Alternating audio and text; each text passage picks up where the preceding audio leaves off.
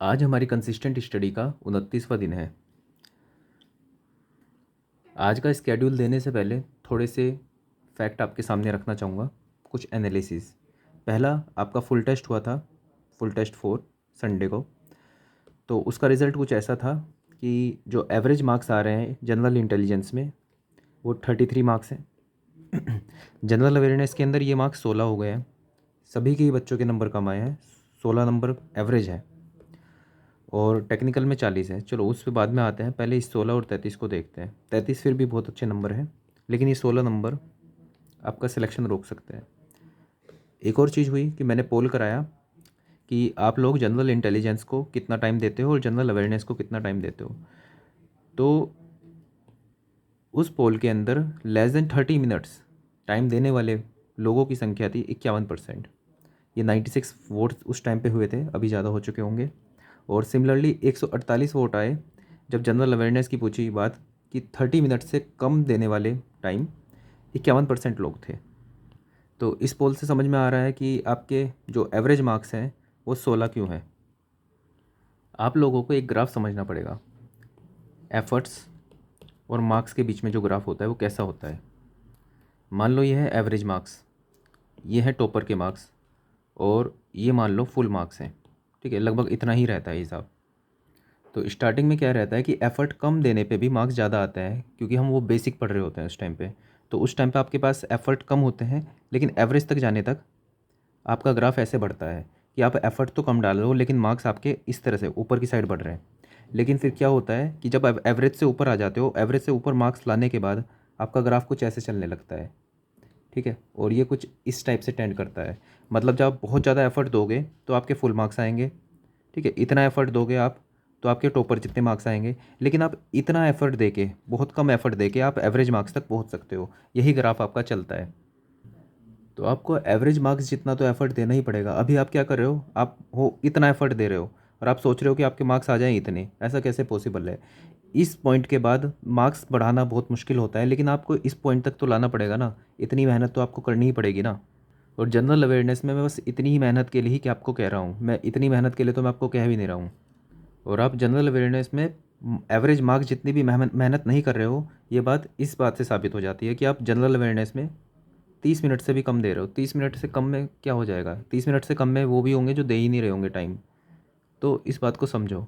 तो इसीलिए आज मंडे है, मंडे को मैंने थोड़ा सा चेंज किया है। हर मंडे को ऐसा नहीं होगा, लेकिन हाँ ये स्पेशल मंडे है, क्योंकि ये पाप धोने के लिए है। आपने कुछ पढ़ा नहीं है ना जनरल अवेयरनेस का, तो कल को सिर्फ जनरल अवेयरनेस और जनरल इंटेलिजेंस का ही रिवीजन डे होगा।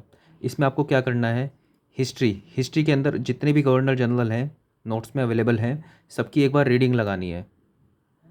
याद करो ना करो, लेकिन रीडिंग ज़रूर लगानी है।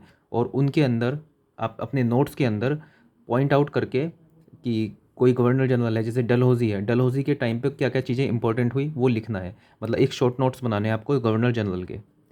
दूसरा, पेज नंबर 61 से 81 तक हिस्ट्री के जो नोट्स हैं टेलीग्राम ग्रुप पे अवेलेबल हैं, उनको आपको रीड करना है। रीड तो करना ही है, भले ही कितना टाइम लगे, रीड तो करना है। और उसमें से Non Cooperation Movement, Civil Disobedience Movement, Government of India Act 1935 और क्विट इंडिया मूवमेंट, इनके नोट्स बनाने हैं, इनको समझना है, इनको रटना है। जो भी करना है कल ही करना है। तो ऑल गवर्नर जनरल और ये चीज़, ये है हिस्ट्री का काम। प्लस मौर्य डायनेस्टी को एक बार रीडिंग मारनी है और उसकी इंपॉर्टेंट पॉइंट्स नोट करने हैं। और गुप्ता डायनेस्टी, इन दोनों को भी करना है। तो हिस्ट्री का काम आपका इतना है। कल आप टेक्निकल नहीं पढ़ोगे, आप सिर्फ ये पढ़ोगे, क्योंकि 16 नंबर आ रहे हैं। 16 एवरेज नंबर नहीं है, एवरेज नंबर 30 है। 30 तक तो पहुंचना पड़ेगा। और 30 तक तभी पहुंचोगे जब पूरा दिन उसमें लगाओगे, क्योंकि आपने अब तक 30 मिनट से कम दे रहे हो आप। तो एक दिन तो 8-9 घंटे देने पड़ेंगे आपको इसको ही, ताकि एवरेज हो सके बराबर। तो हिस्ट्री का काम हो गया ये। पॉलिटी के अंदर आते हैं। पॉलिटी के अंदर सबसे इंपॉर्टेंट चीज़ें all parts and their articles, कि पहला पार्ट, दूसरा पार्ट, तीसरा पार्ट, चौथा पार्ट, पांचवा पार्ट। कितने पार्टिकल, पहला part Indian and territory, citizenship, fundamental rights, DPSP, union, state, UT. ठीक है, यूनियन, स्टेट, स्पेशल स्टेट्स, 6-7, ये सब आपको पार्ट्स पढ़ने हैं।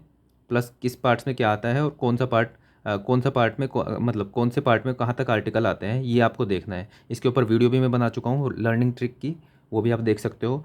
फंडामेंटल राइट्स आपको पढ़ना है बहुत अच्छे से, और शेड्यूल जो है वो सब आपको पढ़ने हैं। तो ये 3 काम आपको करने हैं पॉलिटी में कल। उसके बाद ज्योग्राफी के अंदर आपको ड्रेनेज सिस्टम पूरा पढ़ना है, Ganga, Indus, peninsular rivers, east flowing and west flowing, Brahmaputra भी हो, उसमें नोट्स में नहीं है, अलग से पढ़ना हो पढ़ लेना। तो ये 3 काम आपको जनरल अवेयरनेस के अंदर कल करने हैं। आपने जनरल अवेयरनेस ना पढ़ के उसका एवरेज नीचे गिरा दिया है, तो एवरेज लाना पड़ेगा बराबर, इसलिए कल का दिन डेडिकेटेड है जनरल अवेयरनेस को। दूसरी बात आती है जनरल इंटेलिजेंस की। मैं एवरेज देख के थोड़ा खुश हूँ, लेकिन ये जो जनरल इंटेलिजेंस होता है गेम चेंजर का काम करता है। किसी भी सेट के अंदर अगर ये टफ़ आ जाता है तो कट ऑफ नीचे चली जाती है, लेकिन आपने इतनी प्रैक्टिस कर रखी होगी तो आप जनरल इंटेलिजेंस में तब भी आप एवरेज से ज़्यादा नंबर ले आओगे, तो आपका सिलेक्शन पक्का हो जाएगा उस सेट के अंदर। तो कल को 2 घंटे लगा के जो भी आपकी डाउट्स हैं जनरल इंटेलिजेंस के अंदर, जो भी आप टॉपिक नहीं पढ़े हुए हैं आपने, या फिर जिसमें आपको डाउट आता है, वो कल को क्लियर कर लेना, कल को पढ़ लेना अच्छे से। 2 घंटे आप डेडिकेटेडली जनरल इंटेलिजेंस को दोगे, और बाकी टाइम आप दोगे जनरल अवेयरनेस एंड इंटेलिजेंस को। टेक्निकल हम ट्यूसडे से स्टार्ट करेंगे, मतलब उसके अंदर रिवीजन भी स्टार्ट करेंगे, ये भी जनरल अवेयरनेस और जनरल इंटेलिजेंस तीनों चीज़ें स्टार्ट करेंगे। लेकिन कल का दिन डेडिकेटेड होगा, मंडे का दिन सिर्फ रिवीजन के लिए होगा, जनरल अवेयरनेस और जनरल इंटेलिजेंस के लिए। So that's all for this video, thank you.